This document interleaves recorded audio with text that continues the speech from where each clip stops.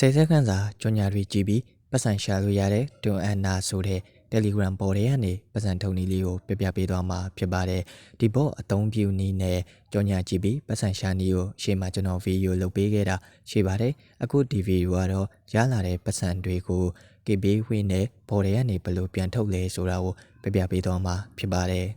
ကျွန်တော်ဒီဘော့မှာကဘာမှလုပ်စရာမလိုပဲ10 စက္ကန့်စာကြော်ညာလေးတွေကြည့်ပြီးတယ်ဆိုရုံနဲ့ပတ်စံရပါတယ်ဒီနေရာမှာကိုကြည့်ရင်ကြည့်နိုင်တဲ့လောက်ပတ်စံရပါတယ်သူက AD ရဲ့ကြည့်ဖို့အတွက်ကတနေ့ကိုအပုံ900ထိတောင်ပေးထားပါတယ်ဒီတနေ့အပုံ900ထိကြည့်နိုင်နေဆိုရင်ကျွန်တော်ဒီဘောကနေပတ်စံများများရပါတယ်သူက AD ရဲ့တပုတ်ကို 0.001 ဒေါ်လာပေးပါတယ်ဒီတည်းကနေထုံးမယ်ဆိုရင်တော့ကျွန်တော်ရဲ့ဒီ wallet ထဲမှာ 0.1 ဒေါ်လာရှိနေဖို့တော့လိုအပ်ပါမယ်ကျွန်တော်ကတော့ 0.246 ဒေါ်လာရနေပါပြီငွေထုတ်ဖို့ဆိုရင်ငွေမောက်အောက်က withdraw ဆိုတာလေးကိုတစ်ချက်နှိပ်လိုက်ပါဒါဆိုရင်တော့ကျွန်တော်ပေါ်ထဲမှာရှိနေတဲ့ငွေထုတ်တဲ့နေရာကိုရောက်သွားပါလိမ့်မယ်ဒီထဲမှာဆိုရင် on-chain withdraw နဲ့ funds pay ဆိုပြီးတော့ရှိနေပါမယ်ကျွန်တော်ကတော့ဒီအပေါ်က on-chain withdraw ဆိုတာလေးကိုရွေးလိုက်ပါမယ်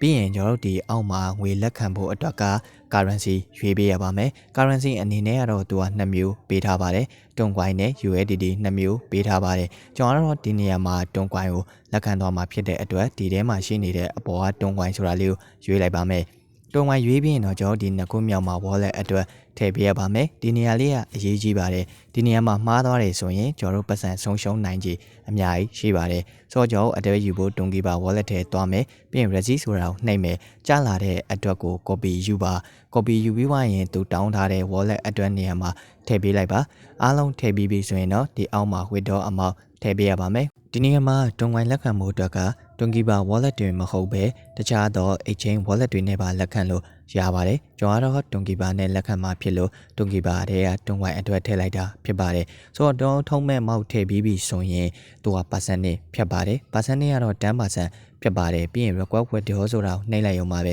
ဒါဆိုရင်တော့ကျွန်တော်တို့ဒီ board တွေကနေငွေထုတ်တာအောင်မြင်သွားပါပြီဒီအောက်မှာဆိုရင်လည်း history အနေနဲ့ပြထားပါတယ်ကျော်ရဲ့ wallet ထဲကိုရောက်လာဖို့အတွက်ဆိုရင်တော့အချိန်အားဖြင့်တော့စောက်ပေးရပါမယ်အခုတော့မရောက်ပါဘူး Fundsabay wallet နဲ့ထုတ်တဲ့သူတွေကတော့အခုထုတ်တာနဲ့အခုရောက်ပါတယ် Fundsabay wallet ရှိတယ်ဆိုရင် Fundsabay wallet နဲ့ထုတ်လို့ရပါတယ်